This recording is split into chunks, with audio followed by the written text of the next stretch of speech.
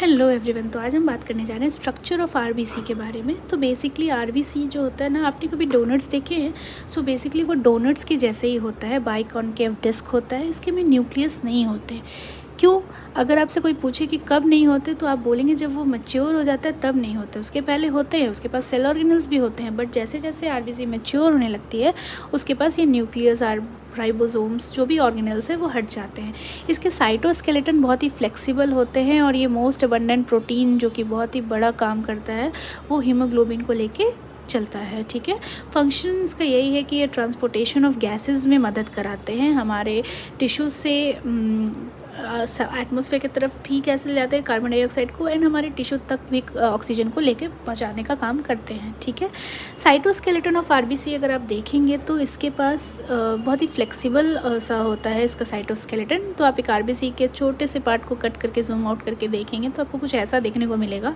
उसमें जो होता है वो आपको एक ब्लू कलर का छोटा छोटा डॉट दिख रहा है, वो है ग्लाइकोसाइलेशंस, जो कि ग्लूकोज प्रेजेंट होता है जो उसको चिपकने नहीं देता। तो बेसिकली आरबीसी के सरफेस पे ग्लूकोज प्रेजेंट होता है जो उसको चिपकने नहीं देता। ठीक है, इसके पास दो बैंड्स प्रेजेंट होते हैं, बैंड 4.1 एंड बैंड 3।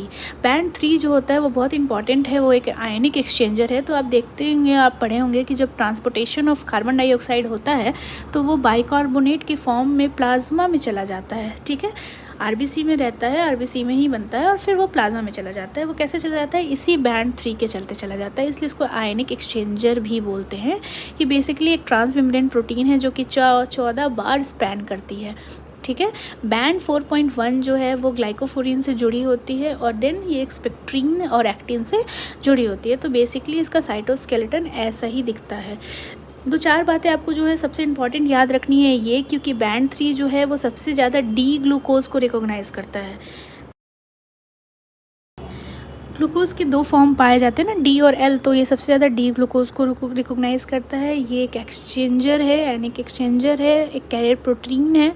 और आरबीसी के मेम्ब्रेन प्रोटीन जो होते हैं वो बैंड 3 हैं, ग्लाइकोफोरिन्स हैं, ग्लूट ट्रांसपोर्टर है। यानी मेम्ब्रेन पे जो जो प्रोटीन्स पाए जाते हैं वो है बैंड 3, ग्लाइकोफोरिन और ग्लूट 1 जो कि ग्लूकोज का ट्रांसपोर्ट कराते हैं। ग्लाइकोफोरिन्स जो होते हैं वो हाइड्रेट करते हैं सरफेस को, और बैंड 3 तो एनिक एक्सचेंजर है। आरबीसी के साइटोसोलिक प्रोटीन कौन सी है? अगर आपसे कोई पूछे तो आप बोलेंगे हीमोग्लोबिन है। सो बेसिकली आरबीसी के अंदर जो प्रोटीन रहती है उसको हम लोग साइटोसोलिक प्रोटीन बोलते हैं, वो हीमोग्लोबिन है। और मेम्ब्रेन पे जो जो प्रोटीन है वो है band 3, glycophorin and GLUT transporter जो कि ग्लूकोज का ट्रांसपोर्ट कराती है। तो ये है स्ट्रक्चर ऑफ आरबीसी। थैंक